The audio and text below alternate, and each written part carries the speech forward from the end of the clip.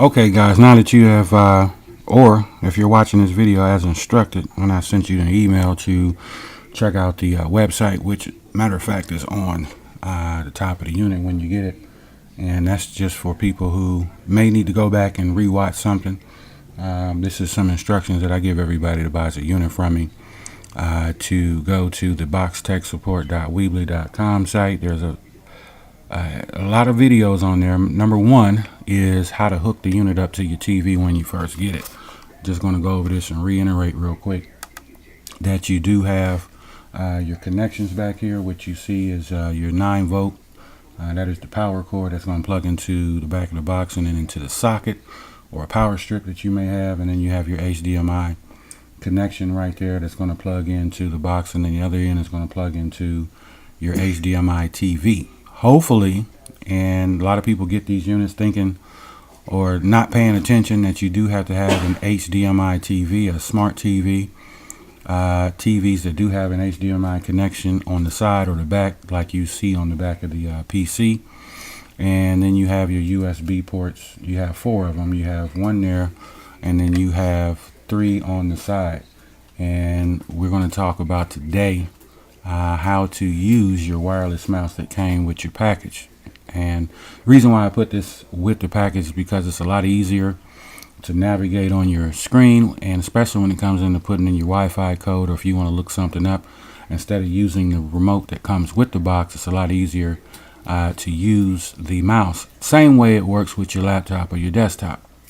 And the mouse is going to come with this USB chip, which is going to be inside of the mouse. Matter of fact, when you take it out of the package, okay, you're going to take the back off.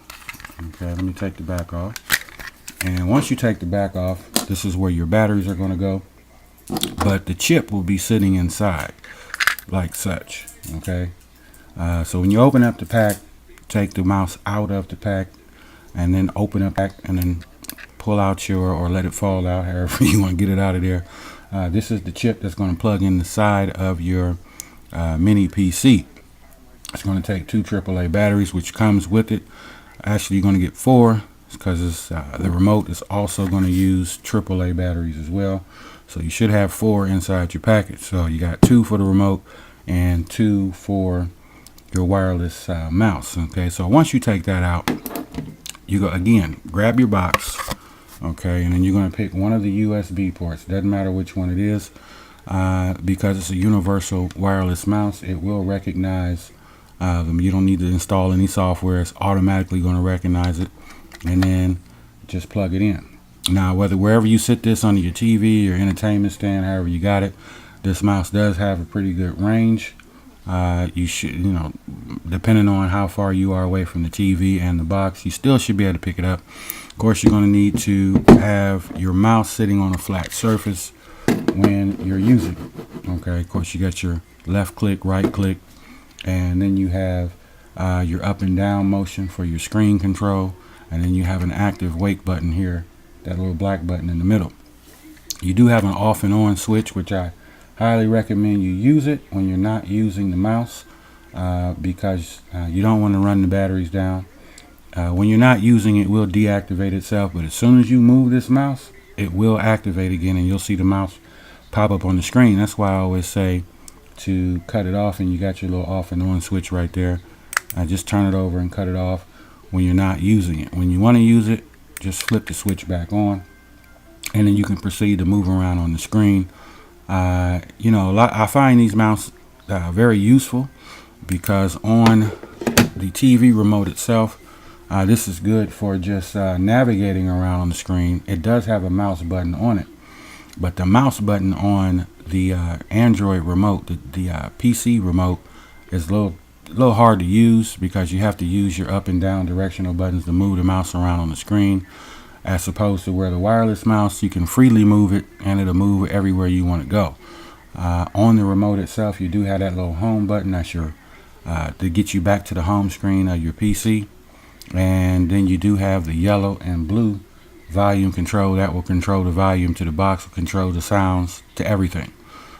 This is the only remote you need to use when it comes to controlling the PC. Now, you do have your TV remote, which, you know, most of the time you're going to use your TV remote to cut the TV off and on. Or this is just to give you a little example. This is the remote to my TV. I have a Polaroid TV, but you want to get to your HDMI connection. A lot of people say, well, you know, when I come to watching broadcast channels, your local Fox, ABC, NBC, CW, all of that's going to be used through your TV. Okay, you're going to have a HD antenna screwed into the back of your TV, and you want to control all of those functions with just your regular TV, as if you didn't have the box. Okay. But again, let's go over this one more time. My menu button right there, that's how I always get to my settings to choose TV or HDMI 3, depending on how many HDMI connections that you have. Some TVs have 2, some only have 1. I have 3, so when I want to watch TV, I just go click on my menu button and select TV. If I want to watch the PC box, then I'll just go down and select HDMI 3. Okay. Of course, you can control, once you're watching regular TV, of course, on your remote itself, you're going to control your volume and your channels when you're watching local TV. Okay, this is different, has nothing to do with the box. Of course, this is not like cable or satellite TV. That's what people get this. That's the learning curve. Okay, so for local TV, remember, you just need an HD antenna and select menu or input or source on your TV remote and go back to TV so you can watch local TV. When you want to watch IPTV, that's what it's called, then you want to select, this is what I would normally do, select menu, and then I'm going back to my HDMI connection where my box is hooked up, and I want to watch IPTV. So basically, in a nutshell, this is just a simplified version. Of course, you got your power button, however your remote looks for your TV. Okay, these are going to be 2 different setups. Okay, this is to control your Android PC, your media box. Okay, and this is used only when you're watching the media box. When you want to go back to regular TV, you're going to go back and use your TV remote. Okay, select menu and select on TV, and then you're going to watch your local broadcast television. Okay, so I have to say this because people think their Android PC box, their Android PC remote is supposed to control the TV. It can with special codes, but that's complicated. So we put this down when we want to watch regular TV. We pick up the regular TV remote and switch our source back to TV on the TV, and then watch regular TV. Okay, so very simply put, this is on how you're going to be using your mouse. The mouse is very, very, very handy when you want to select different things when you're using your Android PC. You can also use it for your laptop if you want. Just remember to put the chip back in the box. The remote, the wireless mouse will not work if you don't have this plugged into one of the USB ports. You got to have this plugged in out of one of the 4. Okay, take a quick tour again. Again, your 9-volt, that's where the power cord is going to go into. If you're running Ethernet, which I highly suggest if you can run Ethernet. I had Comcast Tech tell me that I'm on the Xfinity Blast package, that the Ethernet connection is a much more powerful, stronger internet connection than Wi-Fi. I'm rated at 100 megs down, 15 megs up, and I get pretty close to 90% of my speed. If I'm hooking up through Wi-Fi, I only get 50% of my speed. There's your HDMI connection again. You should see a connection like that on the back of or the side of your TV, and you have a big cord. That's your HDMI cord. One end plugs into the back of the box, the other end plugs into the TV. Okay, your AV and SPDIF, you don't have to worry about those 2 connections. Those are not really that important, but you got 4 USBs, which actually you can actually install or just plug in a thumb drive for extra storage if that's something that you want to do. Okay, your SD /MMC, you don't really have to worry about that. That is a storage chip, which you can also use, but most of the time people are just going to be using their USB. If you have a USB camera, which normally works for your laptops like the one that I'm using now, you can use that for your Skype. Okay, you can Skype with the box as well. Of course, you're going to surf the internet, Twitter, Facebook. I mean, this is a computer. It's a mini PC. Okay, when it's on, you'll have a blue light. When it's off, you'll have a red light. Okay, so this is an all-in-one little deal that I'm offering. Again, I don't call them cable killers. I don't promote them as live TV boxes. It's video on demand. It surfs the media, does social media, and it will help you save 50 to 60% off your satellite and TV cable bill. Very powerful content as far as what you get, what's available. There's things on here that you can't do on your satellite and cable boxes, not without them charging you extra money. This is an all-in-one set, and all you got to do is just pay your internet bill. And again, before I end this video, if you're using UVerse, you can't get internet through a cable company, Verizon, Fios, Cox, Time Warner, Comcast. You're going to have to get the highest data speed that you can with UVerse, because UVerse is not as fast as your coaxial cable internet.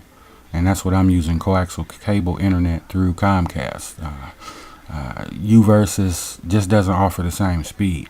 So you're going to have to upgrade, and you're going to need at least 15 megs up and 20 megs down in order to get the box to work right. It's just like putting cheap gas in a Corvette. This is the same way. You got to have some super high speed internet, because again, you may have other people in the house who are using internet and you're using UVerse. It will slow you down on the box because it doesn't have the broadband capacity. UVerse doesn't, as a cable internet provider. Okay, doesn't allow that to happen without you having some buffering issues or some connection issues on your end if someone else is in the house using UVerse. So you're going to have to upgrade to the highest speed possible on UVerse in order to use the box while other people are on the internet at the same time. You don't have that issue when you're using internet providers through cable companies. Alright guys, this is one of the training videos. Check out all the rest of them. Watch it again if you missed something or forgot. That's why, again, I do put the tech website on there, boxtechsupport.weebly.com, and this is going to again, go back to it if you forget something. The videos are there. They're for free. They're a part of the package that you're buying. I'm offering you that tech support that you don't get from an Amazon or eBay seller. Okay. All right, guys. Talk to you soon. Watch the next video.